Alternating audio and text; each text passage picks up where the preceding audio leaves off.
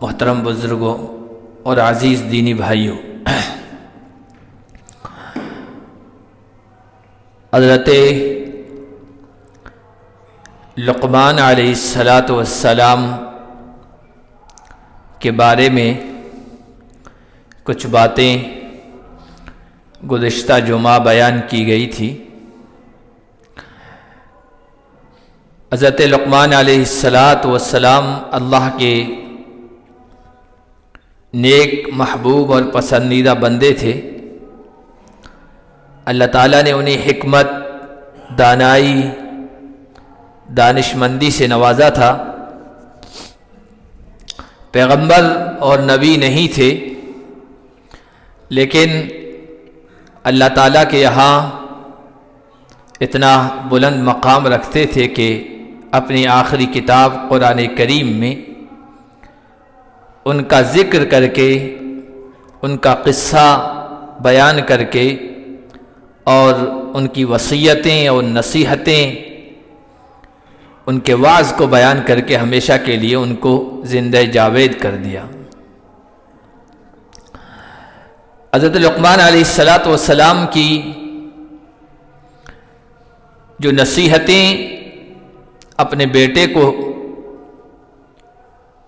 کی گئی ہے، اللہ تعالیٰ نے قرآن کریم کی ایک سورت کے ایک پورے رکوع میں اس کو بیان فرمایا ہے۔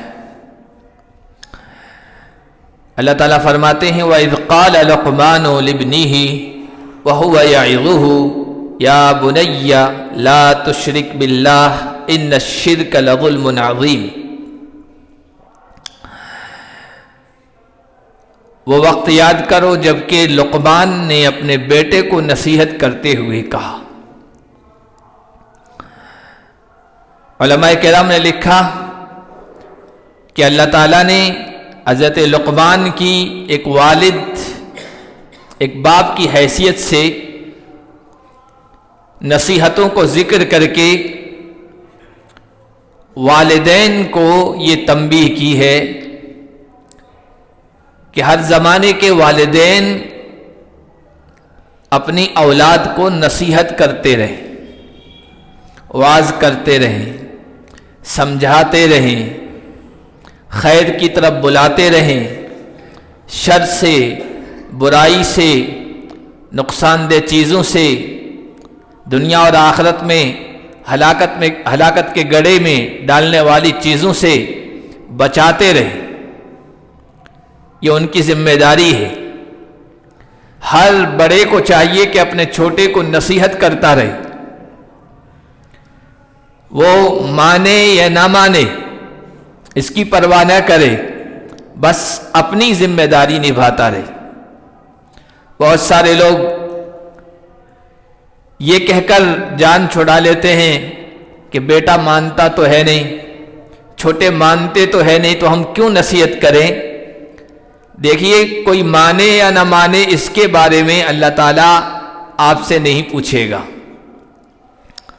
کہ اس نے مانا کیوں نہیں تھا، تم نے نصیحت کی تھی اس پر اس نے عمل کیوں نہیں کیا تھا۔ اللہ آپ سے یہ نہیں پوچھے گا، اللہ آپ سے یہ پوچھے گا تم نصیحت کرتے رہے یا نہیں، تم نے اپنی ذمہ داری نبھائی یا نہیں۔ اللہ کے نبی صلی اللہ علیہ وسلم اپنے چھوٹوں کو اسی طرح نصیحت کرتے رہے، وصیت کرتے رہے۔ قرآن کریم میں اللہ تعالیٰ نے اپنے دوسرے بندوں کا بھی اسی طرح کا ذکر کیا ہے۔ اللہ کے نبی صلی اللہ علیہ وسلم نے اپنے چھوٹوں کو کس طرح سمجھایا ہے، چاہے وہ اپنے خاص گھر کے افراد ہو، چھوٹے ہو یا امت کے۔ ان کے گھر کے افراد میں حضرت عبداللہ بن عباس تھے، نبی پاک صلی اللہ علیہ وسلم کی زندگی میں کم عمر تھے۔ ان کے بارے میں حدیث میں آتا ہے اللہ کے نبی صلی اللہ علیہ وسلم نے ایک موقع پر ساتھ میں تھے، فرمایا یا غلام، اے بچے، اے لڑکے، متوجہ ہو جاؤ، اعلمک کلمات، میں تمہیں چند باتیں بتانا چاہتا ہوں، چند کلمات سکھانا چاہتا ہوں، چاند اہم باتیں ہیں جو تمہاری زندگی میں بڑی کام آئے گی، غور سے سنو۔ 3 مرتبہ اس طرح کہا، اور پھر اللہ کے نبی صلی اللہ علیہ وسلم نے کہا کہ احفظ اللہ یحفظک احفظ اللہ تجدہ تجاہک، اے بچے اللہ کی حفاظت کر، اللہ تمہاری حفاظت کرے گا۔ اللہ کی حفاظت کر، اللہ کو ہمیشہ اپنے سامنے پائے گا، اللہ تمہاری مدد کرے گا، تمہاری حفاظت کرے گا۔ اور آگے فرمایا وَاعْلَمْ أَنَّ الْأُمَّةَ لَوْ اسْتَمَعَتْ عَلَىٰ أَنْ يَنْفَعُوكَ بِشَيْءٍ لَنْ يَنْفَعُوكَ إِلَّا بِشَيْءٍ قَدْ كَتَبَهُ اللَّهُ لَكَ۔ اے بچے یہ ذہن و دماغ میں بٹھا لے کہ اگر ساری امت، سارے لوگ اس بات پر اکٹھا ہو جائیں کہ وہ تمہیں نفع پہنچانا چاہے تو وہ تمہیں اتنا ہی نفع پہنچا سکتے ہیں جو اللہ نے تمہارے لیے تقدیر میں لکھ دیا ہے، تمہارے نصیب میں لکھ دیا ہے۔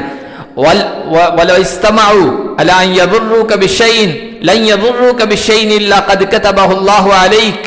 اور اگر ساری دنیا اکٹھا ہو جائے تمہیں نقصان پہنچانے پر، وہ تمہیں نقصان نہیں پہنچا سکتی مگر اتنا ہی جو اللہ نے تمہارے لیے لکھ دیا ہے۔ رفعت الاقلام وجفت الصحف، قلمیں اٹھا لی گئی ہے اور جن صحیفوں میں تقدیر کے فیصلے لکھ دیے گئے ہیں وہاں پر قلم چلنے کے بعد وہ سیاہی بھی خشک ہو گئی ہے، جو کچھ ہونا ہے وہ طے ہو گیا اللہ کی طرف سے۔ یہ نصیحتیں حضور صلی اللہ علیہ وسلم نے اپنے چھوٹے چچا زاد بھائی حضرت عبداللہ ابن عباس کو کی تھی۔ اسی طرح ہر بڑے کو چاہیے کہ چھوٹے کو نصیحت کرتا رہے۔ چھوٹا بیٹا ہے، چھوٹا کوئی اور رشتہ دار ہے، چھوٹا کوئی اور متعلق ہے۔ حضرت لقمان علیہ السلام نے اپنے بیٹے کو نصیحت کی اور کہا یا بنی، قرآن کہتا وَإِذْ قَالَ لُقْمَانُ لِابْنِهِ وَهُوَ يَعِظُهُ، وہ نصیحت کر رہی تھی۔ وعظ کسے کہتے ہیں؟ وعظ کہتے ہیں سمجھانے میں ایسا انداز اختیار کرنا جس سے سامنے والے کا دل متوجہ ہو جائے، سننے کے لیے کھل جائے، ماننے کے لیے تیار ہو جائے، جس میں نرمی کا انداز، سختی کا انداز نہ ہو، تشدد والا نہ ہو، بد اخلاقی والا نہ ہو، نرمی کا انداز ہو، ایسا انداز، ایسا اسلوب کہ سامنے والا سننے کے لیے تیار ہو جائے، اس کا دل کھل جائے، اس کو کہتے ہیں وعظ۔ تو حضرت لقمان علیہ السلام نے وہی انداز اختیار کیا، اور انداز کیا ہے؟ آگے کہا یا بنی لا تشرک باللہ، یا بنی کہا، یا ابنی نہیں کہا، اے میرے بیٹے، ابنی کا ترجمہ بھی ہوتا ہے، یا ولدی نہیں کہا، اے میری اولاد، میرے بیٹے نہیں کہا، یا بنی کا لفظ استعمال۔ بنی کے اندر شفقت جھلکتی ہے، محبت جھلکتی ہے، احسان جھلکتا ہے، ہمدردی جھلکتی ہے، پیار ٹپکتا ہے بنیہ کے اندر۔ قرآن کریم میں مختلف انبیاء کا جب ذکر کیا گیا نا، جنہوں نے اپنی اولاد کو سمجھایا ہے، وہاں بھی یہی انداز اختیار کیا گیا ہے۔ حضرت نوح علیہ السلام کا بیٹا نافرمان ہے، مشرک ہے، شرک کر رہا ہے، طوفان آ گیا ہے اور وہ سامنے ڈوب رہا ہے، اس موقع پر بیٹے کو نصیحت کر رہے ہیں اور کشتی پہ سوار ہونے کو کہہ رہے ہیں، تو وہاں یہی کہا یا بنی ارکب معنا ولا تکن مع الکافرین، اے میرے پیارے بیٹے ہمارے ساتھ کشتی میں سوار ہو جا اور ناشکروں، کافروں اور ناقدروں میں مت ہو جا ورنہ غرق ہو جائے گا۔ یا بنی کا لفظ کہا ہے۔ اسی طرح دیگر انبیاء کے بھی قرآن میں جو وعظ یا ان کی جو نصیحتیں بیان کی گئی ہے تو اس میں بھی بنیہ کا لفظ ہے۔ جیسے حضرت ابراہیم علیہ السلام نے اپنے بیٹے اسماعیل سے کہا یا بنی، اے میرے بیٹے، انی اری فی المنام انی اذبحک۔ تو یہ جو انداز ہے نا، یہ دل کو موہ لیتا ہے، دل کو جیت لیتا ہے، دل کو کھول دیتا ہے، پھر آپ جو اس کو بات کہنا چاہیں گے اس کے ماننے کے لیے وہ تیار ہو جائے گا۔ ورنہ عام طور پر ایسا ہوتا ہے کہ والدین کو نصیحت کرنے کا جذبہ چڑھتا ہے اور سامنے اولاد مانتی نہیں ہے نا، تو بعض مرتبہ ایسا ہوتا ہے سخت سے سخت الفاظ بولتے ہیں، برے سے برے القاب استعمال کرتے ہیں، یہاں تک کہ جانوروں سے تشبیہ دے دیتے ہیں، جانوروں تک کا نام لے کر پکار دیتے ہیں کہ اب ایک گدھے کہہ دیا، اب ایک بے وقوف کہہ دیا، اب ایک گھامڑ کہہ دیا، کسی اور جانور کا نام لے لیا۔ اس انداز سے سمجھاتے ہیں کہ میں کتنی بار کہہ رہا ہوں، کب سے کہہ رہا ہوں، سنتے نہیں ہو، اور پھر جانور کا نام لیا، اور اس انداز سے سمجھاتے ہیں تو یہ سمجھانے کا انداز نہیں ہوتا ہے. اس سے تو سامنے والے کے دل میں چاہے وہ بیٹا ہی کیوں نہ ہو نافرمانی کا اور مخالفت کا اور سرکشی کا جذبہ ابھرے گا. اس لیے جب کسی کو سمجھائیں تو محبت بھرا انداز ہو. حضرت لقمان علیہ السلام کا واقعہ اور ان کی نصیحت بیان کر کے اللہ تعالیٰ یہی سمجھا رہے ہیں. وَهُوَ يَعِظُهُ يَا بُنَيَّ اے میرے پیارے بیٹے. کیا نصیحت کی؟ لَا تُشْرِكْ بِاللَّهِ اللہ کے ساتھ کسی کو شریک نہ کرنا. اللہ کے ساتھ کسی کو شریک نہ کرنا یہ بنیادی تعلیم ہے. حالانکہ نصیحتیں اور بھی ہیں، نصیحتیں اور بھی ہے، اہم باتیں اور بھی ہے حضرت لقمان کی نصیحتوں میں، جس کو انشاءاللہ آگے بیان کریں گے. ان میں یہ بھی ہے بیٹا بد اخلاقی مت کرنا، لوگوں کے سامنے گال مت پھلانا، تکبر مت کرنا، فخر میں مت مبتلا ہونا، اطراحت نہ کرنا، زمین پہ تکبرانہ انداز سے نہ چلنا. یہ سب باتیں ہیں، لیکن سب سے پہلی جو بنیادی بات نصیحت میں کہی وہ کہا کہ یا بنیہ لا تشرک باللہ اللہ کے ساتھ کسی کو شریک نہ کرنا. نصیحتیں ہم بھی کرتے ہیں لیکن اس بات کا خیال نہیں رکھتے ہیں کہ کون سی نصیحت پہلے کرنی ہے، کس نصیحت کو زیادہ توجہ دینی ہے، کس بات پر زیادہ روشنی ڈالنی ہے.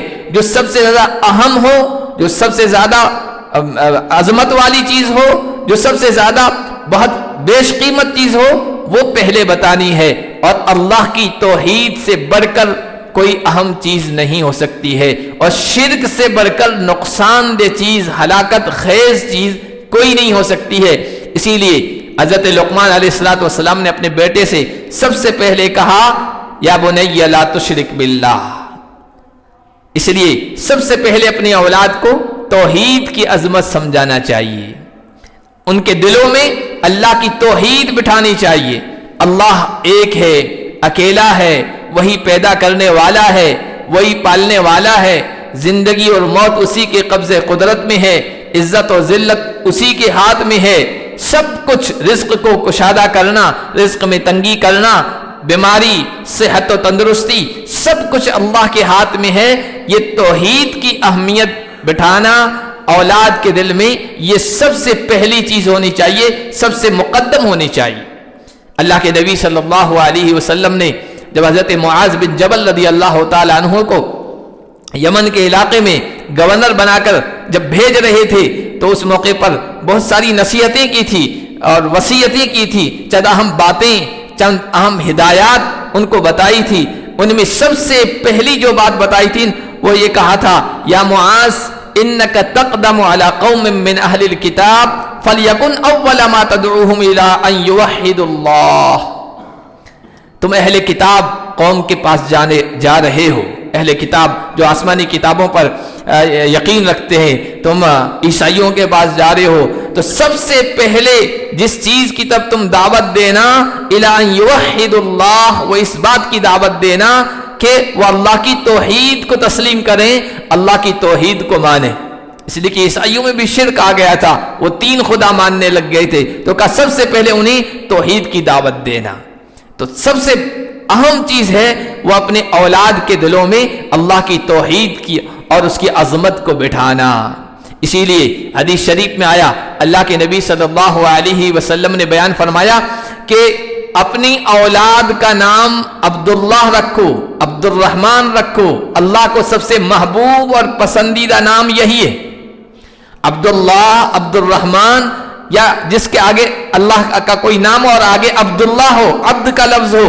تو یہ نام کیوں اس کو رکھنے کو کہا گیا، اللہ کو پسندیدہ کیوں ہے؟ اس کی وجہ علماء نے یہ لکھی کہ جب اس کو پکارا جائے گا، اس کا نام اس کے سامنے آئے گا، اس کے ذہن اور دماغ میں یہ بات بیٹھے گی کہ تو اللہ کا بندہ ہے، تو رحمان کا بندہ ہے، تو معید کا بندہ ہے، تو محیی کا بندہ ہے. عبد المحیی، عبد المعید، اس طرح کا نام ہوتا ہے نا، اللہ کا بندہ ہے. تو کسی شجر کا، حجر کا، سورج کا، چاند کا، زمین کا، پانی کا اور کسی اور مخلوق کا بندہ نہیں ہے. تو بت کا بندہ نہیں ہے، تو خواہشات نفسانی کا بندہ نہیں ہے، تو اللہ کا بندہ ہے، ایک اللہ کی بندگی کر۔ یہ جب نام پکارا جائے گا تو اس سے بندے کے دل میں، نام مالے کے دل میں توحید کی عظمت بیٹھے گی۔ اسی لیے ان ناموں کو پسندیدہ نام قرار دیا گیا، اللہ کے یہ پسندیدہ نام ہے۔ حضور علیہ الصلوۃ والسلام نے اپنی امت کو بھی ترغیب دی کہ اپنی اولاد کے، اپنے بچوں کے نام اسی انداز سے رکھو۔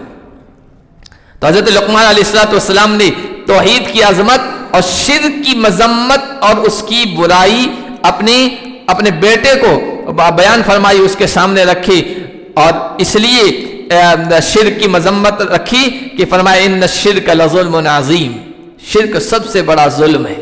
عربی میں ظلم کے معنی ناانصافی کے ہوتے ہیں، یا عربی میں اگر تعریف کریں وضع الشیء فی غیر محلہ، جو چیز جس جگہ رکھنے کی حقدار تھی اس جگہ آپ نے نہیں رکھی، دوسری جگہ رکھ دی۔ چشمہ یہاں ناک پہ رکھنے کا، آنکھوں کے سامنے رکھنے کا تھا، آپ نے پیروں میں پہنا دیا، یہ ظلم ہے۔ ٹوپی سر کے اوپر تاج کی طرح سجانے کی تھی، آپ نے کسی اور جگہ پیروں میں اس کو باندھ دیا سردی سے بچنے کے لیے، یہ ظلم ہے، اس کو کہتے ہیں ظلم۔ وضع الشیء فی غیر محلہ۔ اب شرک کو ظلم کیوں کہا گیا؟ اس لیے کہ جو چیز اللہ کے لیے خالص کرنی چاہیے تھی، بندے وہاں سے ہٹا کر مخلوق کے لیے کرنے لگ جاتے ہیں۔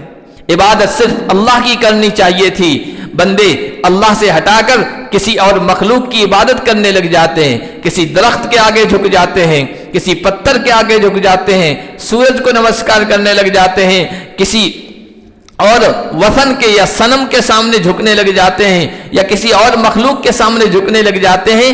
یہ عبادت کو ایک جگہ سے ہٹا کر، جو اس کی اصل جگہ تھی وہاں سے ہٹا کر دوسری جگہ استعمال کر رہے ہیں، اس کو ظلم کہا گیا ہے۔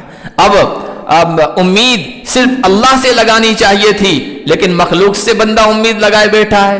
نظر صرف اللہ کی ماننی چاہیے تھی، لیکن مخلوق میں سے کسی کی نظر مان رہا ہے۔ ذبح کسی جانور کو اللہ کے نام پر کرنا چاہیے تھا، لیکن کسی اور کے لیے ذبح کر رہا ہے۔ اسی طرح ڈر اور خوف صرف اللہ کا بٹھانا چاہیے تھا دل میں، لیکن کسی اور کا خوف اور ڈر دل میں بٹھائے ہوئے ہے۔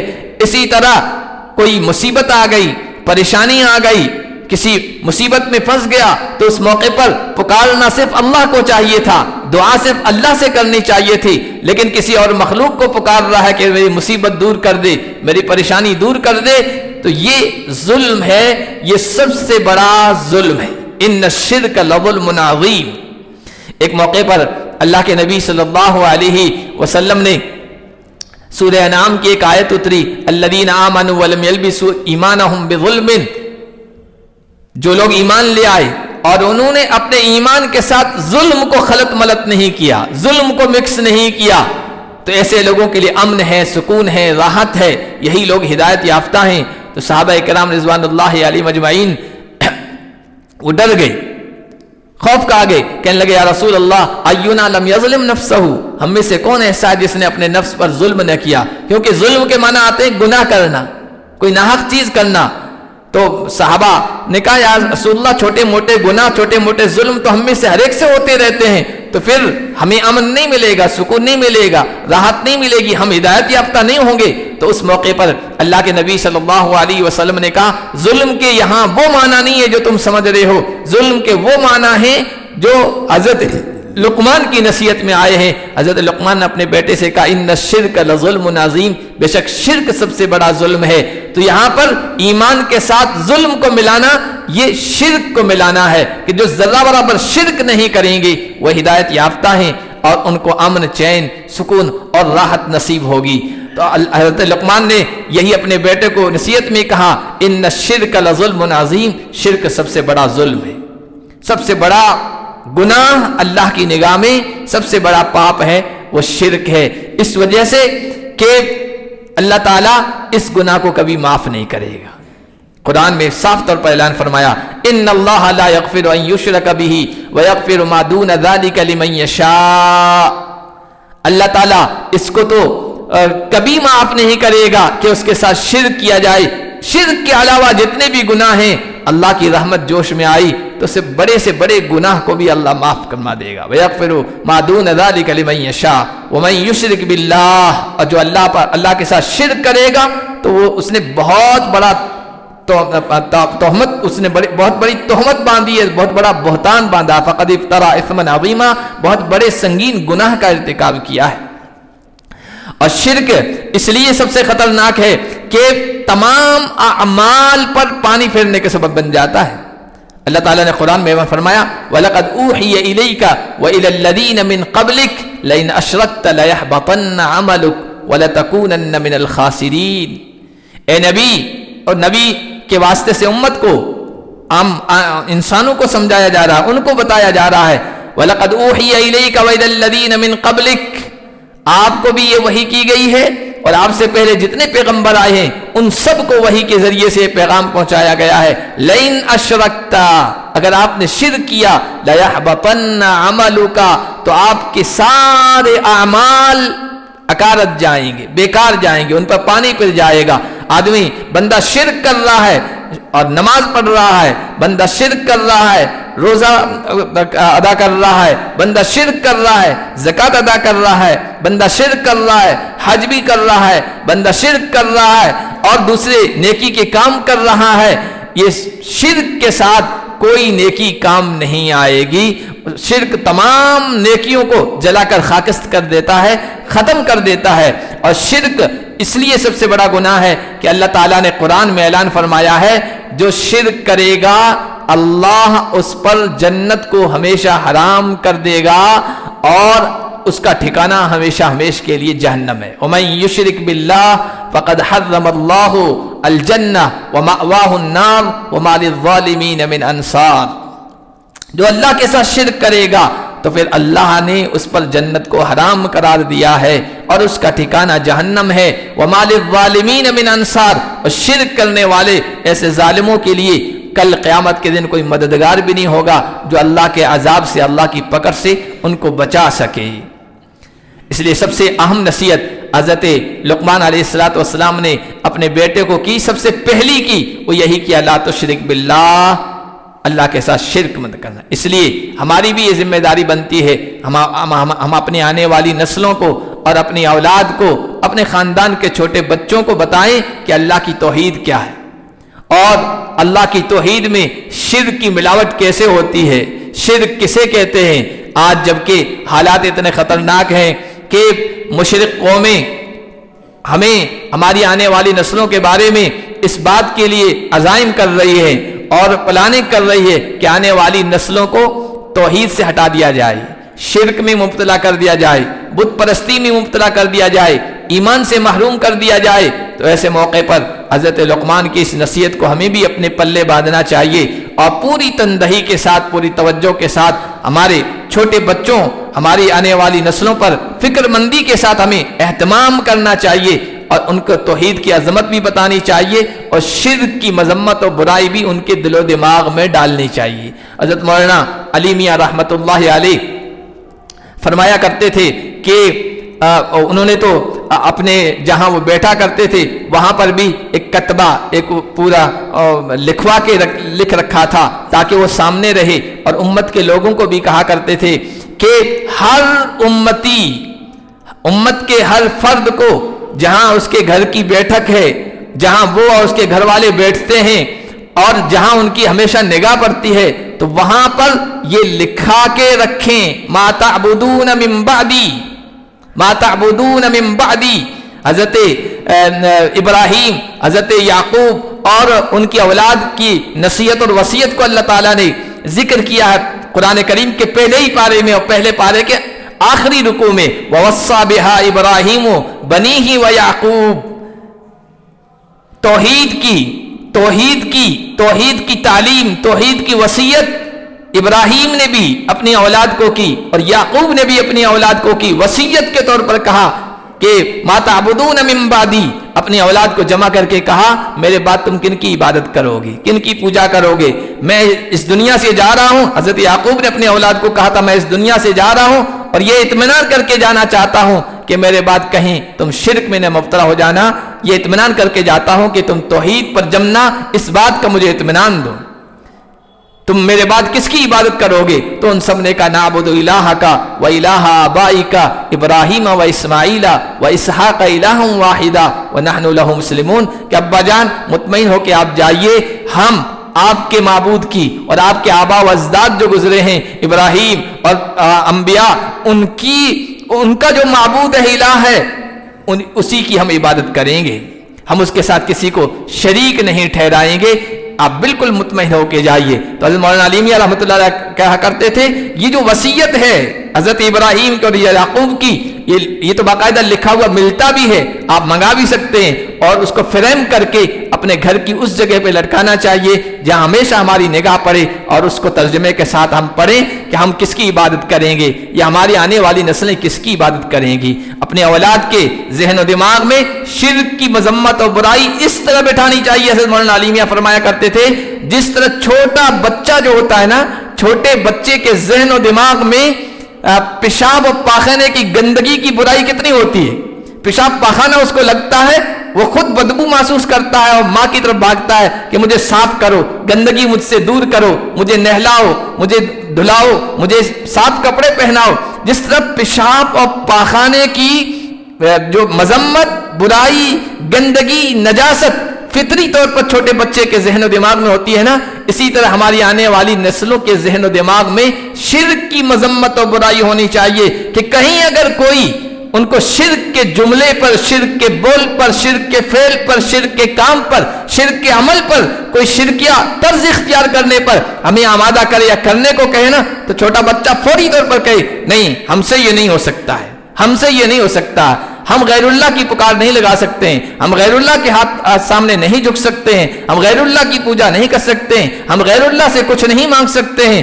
ہم صرف اللہ سے مانگیں گے، اللہ کے سامنے جھکیں گے، اللہ ہی کی عبادت کریں گے، اللہ ہی کی پوجا کریں گے، اللہ کے علاوہ کسی سے کچھ نہیں مانگیں گے۔ یہ ذہن و دماغ میں چھوٹے بچوں کے ہونا چاہیے۔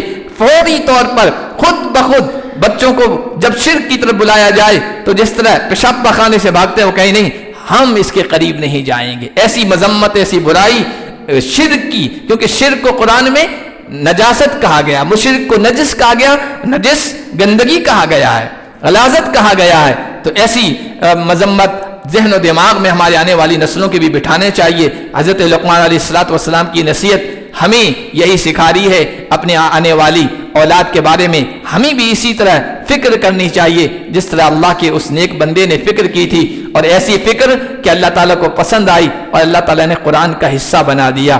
باقی کچھ اور نصیحتیں ہیں جو انشاءاللہ اگلے جمعوں میں بیان کی جاتی رہیں گی۔ اللہ پاک ہم سب کو اپنی ذمہ داری کا احساس کرنے کی توفیق عطا فرمائے۔